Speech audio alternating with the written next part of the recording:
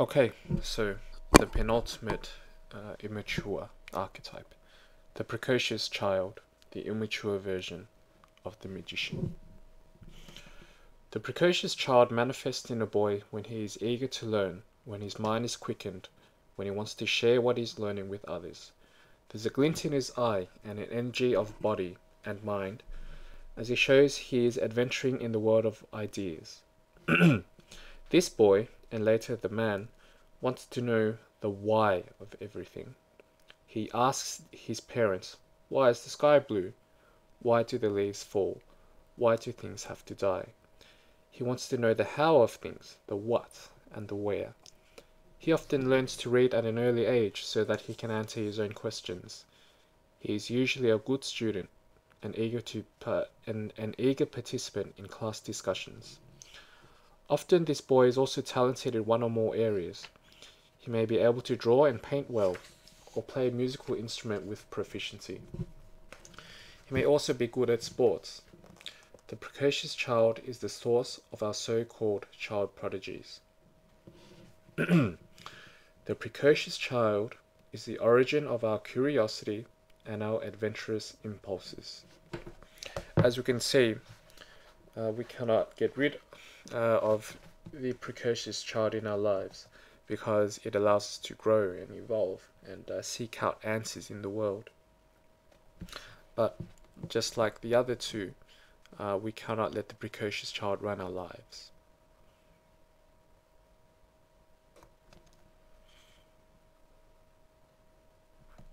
And now the shadow elements.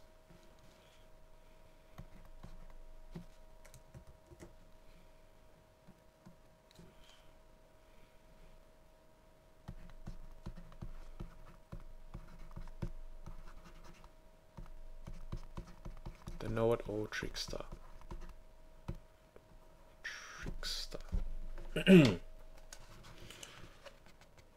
The know-it-all trickster is, as the name implies, the immature masculine energy that plays tricks of a more or less serious nature in one's own life and on others. He is an expert at creating appearances and then selling us on those appearances. He seduces people into believing him, and then he pulls the rug out from under them. He gets us to believe in him, to trust him, and then he betrays us and laughs at our misery. He leads us to a paradise in the jungle, only to serve us the feast of cyanide. He is always looking for a sucker. He is the practical joker, adept at making fools of us. He is the manipulator.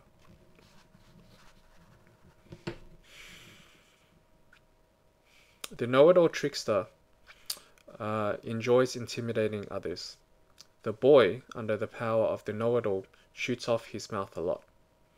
He's always got his hand up in class, not because he wants to participate in the discussion, but because he wants his classmates to understand that he is more intelligent than they are. He wants to trick them into believing that, compared to him, they are adults. The boy under the know-it-all trickster makes many enemies. He is verbally abusive to others, whom he regards as his inferiors. As a result, he can often be found on the bottom of a pile of angry boys who are whacking away at him. He comes away from these encounters with black eyes, but with a deviant conviction of his own superiority.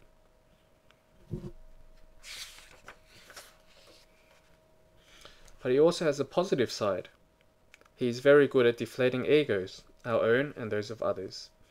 And often we need deflating. He can spot in an instant when and in exactly what way we are inflated and identified with our own grandiosity.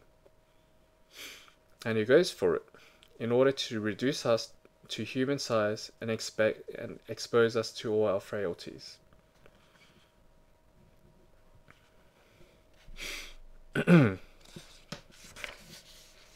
The problem with this, though, is that the know-it-all trickster doesn't actually replace anyone. He doesn't actually take the role of responsibility, and he creates problems for the sake of creating problems. He does not provide solutions to his criticisms. I think you will find that a lot in the world's media, and a lot in politics as well, that the opposition, well, let's say down in Australia particularly, there are a lot of politicians who play the role as the trickster, even if they do not identify with him completely. They will assume the role without actually providing feasible solutions. It is their responsibility to just cause problems with what the government is trying to do.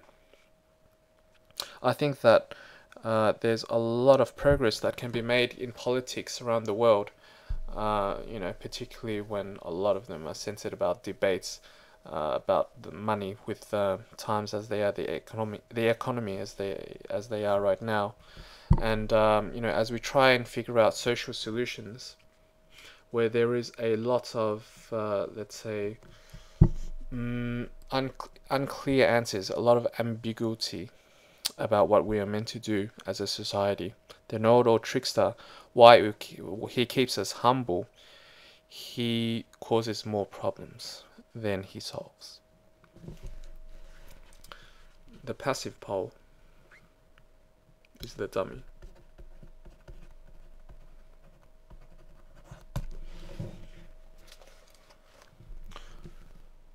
The boy who is under the power of the other pole of dysfunctional shadow of the precocious child, the naive dummy, like the weakling prince, lacks personality, vigor, and creativity. He seems unresponsive and dull. This ineptitude, however, is frequently less than honest. He may grasp far more than he shows, and his dunce-like behavior may mask a hidden grandiosity that feels in itself too important to come into the world. Thus, intimately intertwined with the secret know-it-all, the dummy is also the trickster. Once again, we witness that the shadow side manifests in two areas: a passive and a active and passive pole. And once again, we see that they both emerge. If one is apparent, the other is hidden. I think that this is because when we head into our shadow, our consciousness splits, our psyche splits, into two active areas, because there is a fragmentation inside of us. It doesn't quite know what to do. I think that deep down we understand that our motives are immature when we act in shadow, but because we lack the integrity to head up to the next level, we mask and we just jade around and just mess around a bit. Once we begin to head into the non-shadow area, so the pure, so shall we say, immature version, and we gain the energy to head into masculine, mature psychology, that's when we have the sense that we are together, we are cohesive as a person. Okay, so the next video will be the immature version of the lover, and after that we'll begin to have a deeper look at man psychology.